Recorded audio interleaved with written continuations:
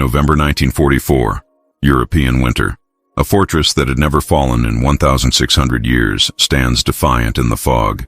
Metz, Germany's impregnable stronghold. Patton attacks it anyway. Day after day, his tanks vanish into smoke. His infantry is shredded by guns buried under 40 feet of reinforced concrete. Rain turns the fields to mud.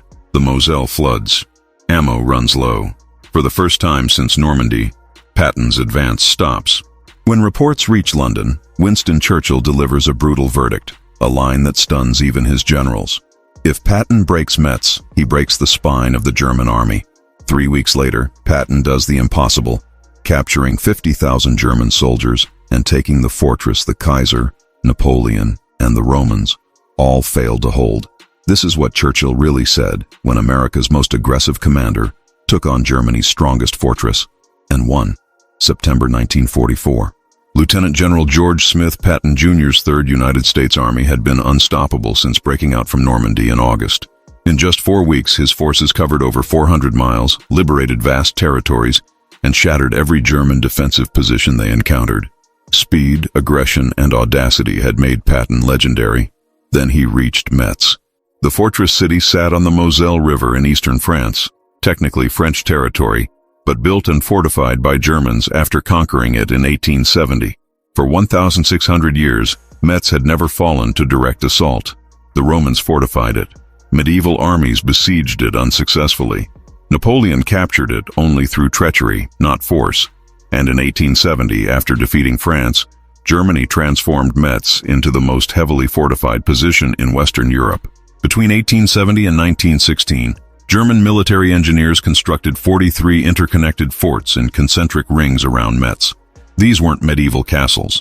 They were modern fortresses featuring steel-reinforced concrete up to 40 feet thick in critical areas, underground barracks, ammunition magazines, artillery batteries, and defensive positions designed to withstand sustained bombardment from the most powerful weapons of the era. Fort Dryant, 5 miles southwest of the city, exemplified German engineering prowess. Its main batteries featured 150mm guns that could engage targets miles away. Machine gun positions in armored cupolas provided interlocking fields of fire. Underground tunnels connected multiple defensive positions, allowing defenders to move unseen and emerge where attackers didn't expect. Deep moats, barbed wire obstacles, and minefields surrounded the entire complex. When 3rd Army reached Metz in September 1944, Patton's intelligence staff assured him the fortifications were undermanned and could be taken quickly. After all, 3rd Army had overwhelmed every German defensive position since Normandy. Surely outdated forts, no matter how impressive their construction, couldn't stop modern American firepower combined with air superiority and armored mobility. The German defenders knew better. General Otto von Knobelsdorff, commanding 1st Army, had assembled a composite force. The 406nd Volksgrenadier Division formed the corps, supplemented by elements of the 17th SS Panzer Grenadier Division, fortress artillery battalions, training regiment troops, and stragglers from units shattered during the retreat across France. Total strength, perhaps 20,000–25,000 soldiers, significantly outnumbered by 3rd Army. But Knobelsdorff had something invaluable: fortifications that multiplied his force's defensive effectiveness enormously. Each fort essentially transformed a company-sized garrison into a force with the defensive power of a battalion. The concrete bunkers were impervious to all but the heaviest artillery. The interlocking fields of fire meant attackers faced simultaneous fire from multiple directions, and the defenders were fighting for the approaches to Germany itself. They would not retreat. Adolf Hitler personally designated Metz a fortress city, with standing orders that it must be held at all costs. Surrender without Hitler's personal approval was forbidden, and Hitler would never approve. For the German dictator, Metz represented more than a military position. It symbolized German determination to defend every inch of territory. Patton's initial attempts to storm Metz in mid-September were catastrophic failures. Infantry, attempting to cross the Moselle River, were cut down by machine gun fire from positions they couldn't see. Artillery bombardments that had devastated German field defenses across France had minimal effect on Metz's fortifications. Shells that could destroy bunkers made of sandbags and timber barely scratched concrete and steel designed to withstand sustained bombardment. American tanks, the mobile striking force that had driven 3rd Army's spectacular advance, were useless against fortifications. Tank guns couldn't elevate high enough to hit firing positions. The narrow approaches to forts channeled armor into killing zones where German anti-tank weapons destroyed vehicles before they could engage. By late September, Patton's lightning advance had ground to a complete halt. Making the situation worse, Supreme Commander Dwight Eisenhower had diverted fuel and ammunition to British Field Marshal Montgomery's Operation Market Garden in the Netherlands. Third Army was operating on reduced supplies just when facing the most challenging defensive position of the campaign. Patton, who thrived on speed and movement, found himself forced into siege warfare. Slow, methodical, and bloody. September 27, 1944. Patton decided to make an example of Fort Driant, the strongest position in Metz's defensive ring. A successful assault would break German morale, demonstrate American power, and restore momentum. Intelligence suggested the fort was lightly defended, perhaps 100 and 200 troops. The reality was catastrophically different. At 2:15 p.m., 9 Southern Tactical Air Command's P-47 Thunderbolts attacked Fort Driant with 1,000-pound bombs and napalm. The bombing runs were spectacular, massive explosions that created mushroom clouds visible for miles. But when the smoke cleared, the fort was essentially undamaged. The steel-reinforced concrete construction, designed by German engineers to withstand World War I's heaviest artillery, absorbed the punishment. Craters appeared on the surface, but the underground facilities remained intact. Next came artillery. Third Army's 200 Naradimo howitzers, the largest available, fired sustained barrages. Again, minimal effect.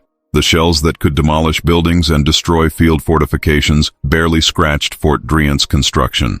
Some rounds penetrated exterior walls, but failed to reach critical internal positions. At 5 p.m., infantry from the 11th Infantry Regiment, 5th Infantry Division, began their assault. Companies E and B advanced toward the fort, supported by tank destroyers from the 818th Tank Destroyer Battalion. They walked into a nightmare. German machine guns fired from armored cupolas that American weapons couldn't penetrate. Mortars dropped from positions the attackers couldn't locate. Barbed wire, much of it concealed in tall grass, entangled soldiers trying to reach the fort's walls. The tank destroyers, designed for mobile warfare against German armor, were useless. Their guns couldn't elevate sufficiently to hit the fort's firing positions. When they maneuvered for better angles, German anti-tank weapons destroyed 3 destroyers before the others withdrew. By nightfall of September 27th, the assault had failed completely. American casualties exceeded 50% in the attacking companies. Ground gained, 0. Patton refused to accept failure. "I will take Fort Driant if it takes every man in XX Corps," he declared to his staff. More infantry was committed. Engineers brought Bangalore torpedoes and satchel charges to blow through obstacles. On October 3rd, a renewed assault finally gained a foothold on the fort's southwest section, a small area of the roof where soldiers could take cover. For 5 days, American infantry clung to exposed positions on Fort Driant's roof, while German defenders launched counterattacks from underground tunnels. The fighting was surreal and terrifying. Americans above ground tried to demolish concrete with explosives. Germans below ground emerged through hidden exits to attack from unexpected directions. Communication was nearly impossible. Radios didn't work in the tunnels. Runners were killed trying to carry messages, and artillery support risked hitting American positions. October 4th brought the crisis point.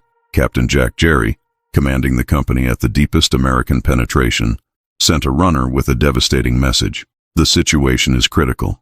A couple more barrages and another counterattack and we are sunk. We have no men, our equipment is shot, and we just can't go."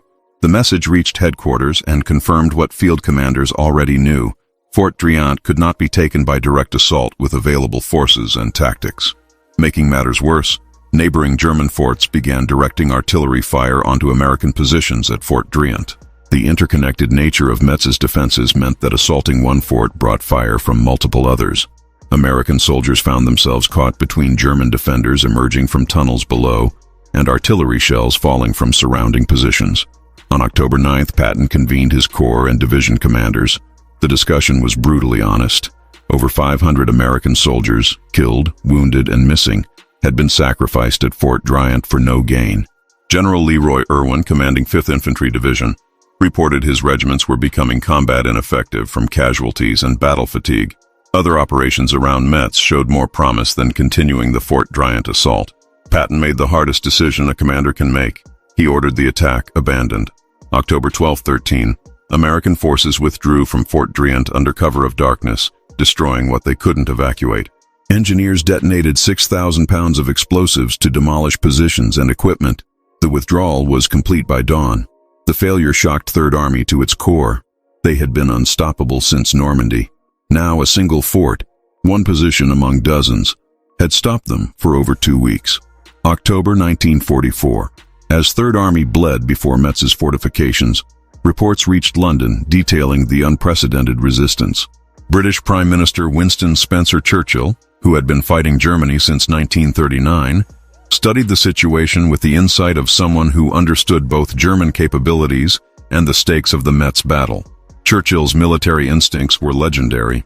He had served as First Lord of the Admiralty in World War I, had commanded troops in combat, and had spent 5 years of World War II immersed in strategic planning. When informed that Patton, the general who had raced across France, was now stalled before a fortress city, Churchill recognized the significance immediately. In a meeting with his military chiefs, Churchill made a statement that would define how Allied leadership viewed the Metz campaign. If Patton breaks Metz, he breaks the spine of the German army. The assessment wasn't hyperbole. Churchill understood that Metz represented more than a fortress city. It was the psychological linchpin of German defensive strategy in the West. Metz guarded the approaches to the Saar industrial region, one of Germany's most important manufacturing centers. Losing Metz meant Allied armies could pour into Germany's heartland. But more significantly, Metz had never fallen to direct assault in 1,600 years. Its capture would devastate German morale while proving that even their strongest defensive positions couldn't stop Allied forces. Churchill also made a grimmer observation that captured his respect for German fighting capabilities. "You will never know war until you fight Germans." This wasn't an endorsement of Germany. Churchill had dedicated his life to its defeat, but a professional military assessment. German troops, properly positioned and determined, remained formidable opponents regardless of overall strategic circumstances. The statement reflected Churchill's 5-year experience fighting German forces across multiple theaters. British armies had faced Germans in North Africa, where Rommel's Afrika Korps demonstrated tactical brilliance despite material inferiority. They had fought in Italy, where German defenders turned every mountain and river into a fortress. Churchill knew that German soldiers, defending their homeland and positioned in fortifications built over decades, would fight with ferocity that made material superiority less decisive. Churchill's assessment reached Eisenhower's headquarters and reinforced the Supreme Commander's growing concern about the Metz stalemate. Third Army, which should have been driving toward the Rhine, was instead locked in siege warfare that negated American advantages in mobility and firepower. The delay gave retreating German forces time to establish defensive lines elsewhere and organize for what would become the Battle of the Bulge offensive in December. Eisenhower authorized additional resources for the Metz campaign. Heavy artillery, including rare 240 mm howitzers, was allocated to XX Corps. Engineer battalions with specialized demolition expertise were transferred to Third Army. Most importantly, Eisenhower approved a major offensive, Operation Madison, to finally break the Metz stalemate using systematic encirclement rather than frontal assault. But resources alone wouldn't crack Metz. Third Army needed new tactics, patience, and a willingness to fight the kind of grinding siege warfare that contradicted everything Patton believed about mobile operations. The question was whether Patton could adapt his aggressive philosophy to the reality of fortress warfare. Churchill's words, "breaks the spine of the German army," weren't just about Metz's tactical importance. They captured a deeper truth. If American forces could take a fortress that had resisted every assault for 1,600 years, it would prove that German defensive capabilities, no matter how formidable, could not stop Allied victory. That psychological impact would reverberate throughout German military leadership and soldiers defending other positions. November 8, 1944. After weeks of preparation, Third Army launched Operation Madison, the coordinated offensive to finally capture Metz using completely different tactics than the failed September assaults. This time, there would be no frontal attacks on fortifications. Instead, double envelopment, encirclement, isolation, and systematic reduction. Major General Walton Walker's XX Corps attacked with 3 infantry divisions. The 5th, 90th, and 95th. The plan was elegant in concept but brutally difficult in execution.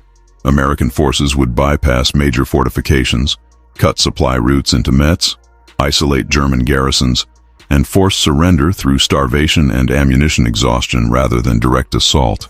The weather was nightmarish. Constant rain turned roads to rivers of mud. Temperatures dropped near freezing at night. The Moselle River flooded, washing away engineers' attempts to construct bridges. Soldiers fought through forests and fields in conditions that made mobile warfare nearly impossible. Tanks bogged down in mud. Supply trucks couldn't reach forward positions. Artillery batteries sank into soft ground. But this time, American tactics worked. By avoiding fortifications and maneuvering around strong points, Third Army negated the defensive advantages that had stopped them in September. German garrisons in outlying forts found themselves cut off from supplies and reinforcements. Without food, ammunition, or hope of relief, morale collapsed. November 16 to 17, American forces completed encirclement of Metz. The city was now an island surrounded by Third Army units. German Commander Generalleutnant Heinrich Kittel realized his position was hopeless but couldn't surrender. Hitler's orders forbade it. Kittel hoped for relief from German forces outside the pocket, but no relief was coming. German armies everywhere were retreating or defending desperately. Metz was on its own. November 18, 19. American forces breached Metz's outer defenses and entered the city. Fighting became house-to-house combat through streets German defenders had fortified. Every building became a miniature fortress, every intersection a killing zone. But American numerical superiority, artillery support, and control of surrounding territory gave them decisive advantages. November 21st, American patrols captured Generalleutnant Kittel, wounded and hiding in an underground hospital on Ile-Chambière. His capture signaled the collapse of organized resistance. On November 22nd, the Metz garrison formally surrendered, yielding over 6,000 prisoners immediately. But the forts remained. Fort Driant, which had repulsed the September assault, still held out with several hundred defenders. So did other major fortifications. For 3 more weeks, American forces methodically reduced each fort using siege tactics, cutting water and supply lines, directing concentrated artillery fire on specific positions, and waiting for German garrisons to exhaust ammunition and food. December 6th, Fort Driant, the position that had cost Third Army 500 casualties in September, finally surrendered. Its garrison, starved, out of ammunition, and abandoned by their high command, emerged from underground positions to surrender. When American officers toured the fort after its capture, they understood why September's assault had failed.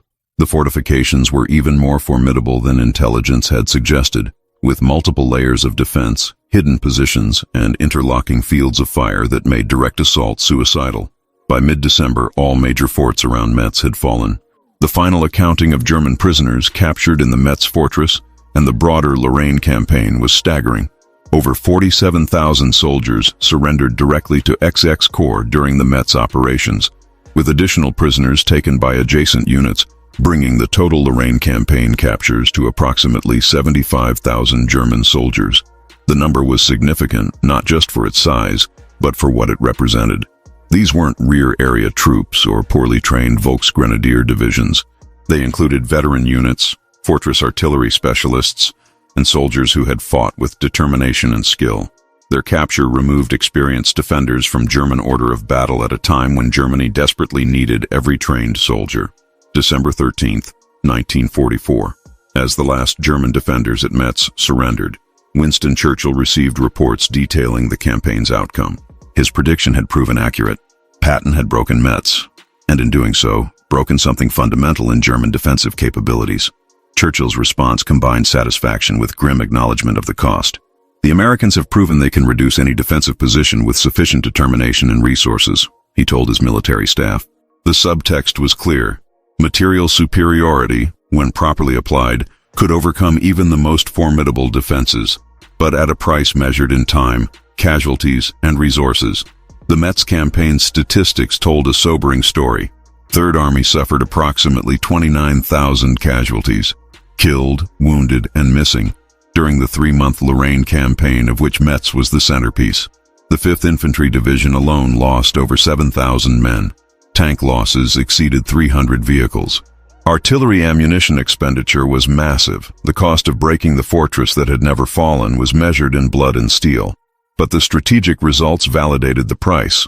Over 47,000 German prisoners captured at Metz, plus additional forces destroyed or scattered in the Lorraine campaign, represented substantial degradation of German defensive capabilities.